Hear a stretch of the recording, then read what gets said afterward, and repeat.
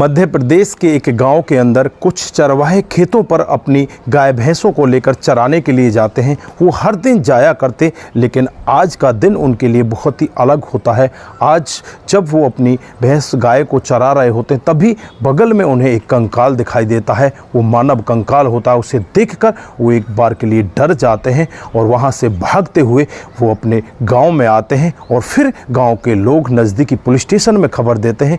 Police वहाँ पर पहुँच जाती है, फॉरेंसिक टीम वहाँ पर पहुँच जाती है, डॉग स्क्वाड वहाँ पर आ जाते हैं। लेकिन जब वो सब की जांच पड़ताल करते हैं तो पता चलता है तो ये कंकाल तो लगभग 1 से 1.5 साल पुराना है। 1.5 साल पहले इसकी मौत हो चुकी है। पुलिस के लिए बड़ा सवाल कि यहाँ पर मरने वाला व्यक्ति कौन है और ये कंकाल इतने दिन के बाद यहाँ पर कैसे पहुँचा।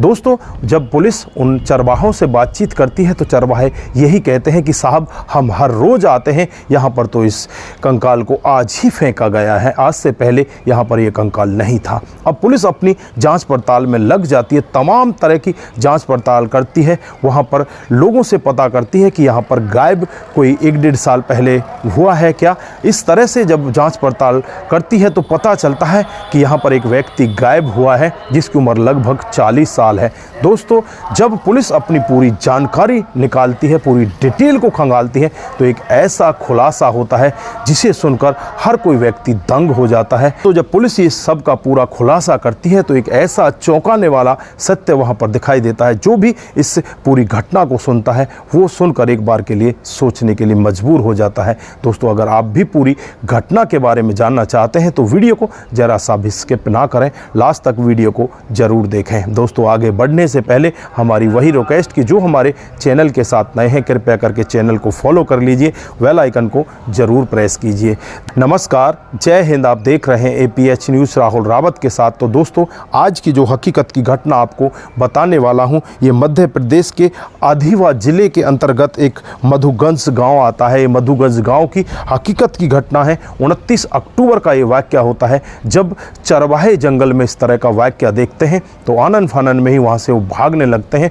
पुलिस को खबर की जाती है। गाँव में पूरे में सन्नाटा छा जाता है कि खेतों पर एक कंकाल मिला है। दोस्तों, पुलिस चारों तरफ से जांच पड़ताल में लग जाती है, कहीं से भी कोई खुलासा नहीं हो पाता। 3-4 दिन लगातार कम से कम 300 लोगों से बातचीत की जाती है, लेकिन कहीं से भी जल्द से पुलिस के हाथों में कोई खुलासा नहीं हो पाता। फिर यहाँ पर पुलिस को एक व्यक्ति का नाम पता चलता है कि जो आज से 1.5 साल पहले गायब हो चुका है, जिसका नाम सुनील पाल होता है, जिसकी उम्र लगभग 40 साल होती है। जब सुनील पाल के बारे में जांच पड़ताल की जाती है तो सुनील पाल की घर पहुंचा जाता है। सुनील पाल के घर वाले कहते हैं कि वो तो अपनी पत्नी के साथ खेतों पर रहा करता है। पत्नी का नाम अनीता होता है। जब अनीता के पास पुलिस पहुंचती है तो अनीता यहाँ पर अलग ही तरह का वाक्य बताती है। वो बताती है कि साहब, मैं यहाँ पर सुनील पाल की दूसरी पत्नी हूँ। पहली पत्नी को सुनील पाल तलाक दे देता है और उसके बाद ये यहाँ पर इतनी शराब पिया करता, मुझे रोज़ मारा छेड़ा करता और यहाँ पर लोगों से इसने बहुत सारा कर्जा ले रखा था। अब ये कर्जे की वजह लोगों से छुपता हुआ घूमता रहता। अब मैं तो यही सोच रही थी कि कहीं ये इसी तरह से यहाँ से फरार हो गया। मुझे नहीं पता उसके बारे में, उसके साथ में हुआ क्या है, वो है कहाँ। उसके बाद पुलिस भी यहाँ पर अनीता का विश्वास कर लेती है और चुपचाप वो अपने कामकाज में लग जाती है। गांव के लोगों से बातचीत करने लगती है तो गांव के लोगों में से एक व्यक्ति पुलिस को बताता है कि जो यहाँ पर सुनील पाल का भाई है, जिसका नाम गुलाब पाल है, वो अनीता का देवर है। उसके साथ अनीता के अवैध संबंध हैं। अब पुलिस को छोटा सा क्लू लग जाता है। कहीं ना कहीं पुलिस को ऐसा लगने लगता है कि यहाँ पर जो अनीता है और इसका जो देवर है, इनके आपस में जो अवैध संबंध है, यही बड़ी वजह हो सकती है। उसके बाद पुलिस बिना कुछ देरी किए हुए गुलाब पाल को उठा लेती है और उसे थाने में ले जाकर उससे जब पूछताछ करती है, उससे कहा जाता है कि तेरी भाभी ने सब कुछ उगल लिया है। तूने अपनी प्रेमिका भाभी के साथ मिलकर अपने भाई को बड़ी ही बेरहमी के साथ मौत के घाट उतार दिया है। गुलाब सिंह इस तरह का वाक्य सुनता है तो गुलाब सिंह को भी लगने लगता है कि कहीं ना कहीं भाभी ने ये सब उगल दिया है और अब तेरा भंडाफोड़ हो चुका है। वो कहने लगता है कि इसमें मैं अकेला नहीं, मेरी भाभी भी मेरे साथ में है। फिर भाभी को भी गिरफ्तार किया जाता है और गिरफ्तार करने के बाद जब इनसे पूछताछ की जाती है तो ये एक ऐसा सत्य बताते हैं जिसे सुनकर गांव का हर एक व्यक्ति बस यही सोचने लगता है कि अब आजकल तो इस रिश्ते को भी यहाँ पर कलंकित कर दिया गया है। दोस्तों, यहाँ पर जो पत्नी होती है जिसका नाम अनीता होता है, जब वो शादी करके अपने ससुराल में आती है तो उसे जो इसका पति होता है सुनील पाल वो अच्छा नहीं लगता। तभी उसकी नज़र अपने देवर गुलाब पाल के साथ मिल जाती है और उसके साथ वो बातचीतों में होती है, उसके साथ संबंध बनाने लगती है। धीरे धीरे समय बीतता रहता है। इधर जो सुनील पाल होता है उसको इस सब के बारे में पता चल जाता है। तो यहाँ पर अनीता और गुलाब पाल दोनों मिलकर एक प्लान बनाते हैं और प्लान के तहत ही एक दिन जब सुनील पाल नशे की हालत में होता है उसे समोसे में जहर दिया जाता है, उससे वो बेहोशी की हालत में हो जाता है। और फिर यहाँ पर जो गुलाब पाल होता है और अनीता होती है दोनों मिलकर चाकुओं से उसकी गर्दन पर वार करते हैं, उसे वहीं पर मौत के घाट उतार देते हैं।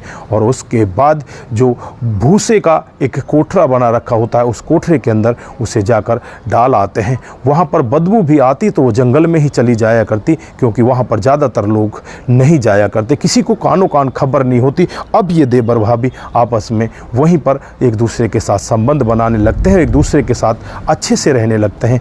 दोस्तों, जब पुलिस को इस सब के बारे में पता चलता है तो पुलिस उनसे पूछती है कि फिर तुमने इसको बाहर कैसे फेंका। फिर ये कहते हैं कि जब ये बिल्कुल कंकाल में बदल चुका था, इसके शरीर में कुछ भी नहीं बचा, तो फिर हमने 29 अक्टूबर को ही इसको जंगल में जाकर कंकाल को फेंक दिया कि अब इसके बारे में किसी को कुछ भी पता नहीं चलेगा, ये कंकाल तो ऐसे ही यहाँ पर ख़राब हो जाएगा। लेकिन क्राइम चाहे कितने ही सातिर तरीके से कर लिया जाए, उसके पीछे कोई ना कोई सुराग जरूर रह जाता है। यहाँ पर भी यही होता है। यहाँ पर जो पत्नी अनीता ये सोच रही थी कि अब इसके बारे में किसी को नहीं पता चलेगा, देवर भी यही सोच रहा था कि इस सब के बारे में अब किसी को नहीं पता चलेगा। लेकिन इस सब का पुलिस बड़े अच्छे से खुलासा करती है, दोनों के खिलाफ मामला दर्ज कर लिया जाता है और दोनों के दोनों को जेल के अंदर बंद कर दिया जाता है। दोस्तों, यहाँ पर सोचने वाली बात कि एक भाई किस तरह से अवैध संबंधों के चलते हुए अपने सगे भाई को मौत के घाट उतार देता है, जिसके साथ वो खेल कूद कर बचपन से बड़ा होता है, और एक अवैध संबंधों के चलते हुए बड़ी ही बेरहमी के साथ उसे किस तरह से मौत के घाट उतार देता है। तो दोस्तों, यहाँ पर आप क्या कहना चाहते हैं? आपकी जो भी राय है एक बार कमेंट बॉक्स में ज़रूर दीजिएगा। दोस्तों, आज के लिए बस इतना ही। फिर मिलते हैं किसी नए मोड के साथ। तब तक के लिए आप अपना ख्याल रखें, परिवार का ख्याल रखें, सतर्क रहें, सावधान रहें। नमस्कार, जय हिंद,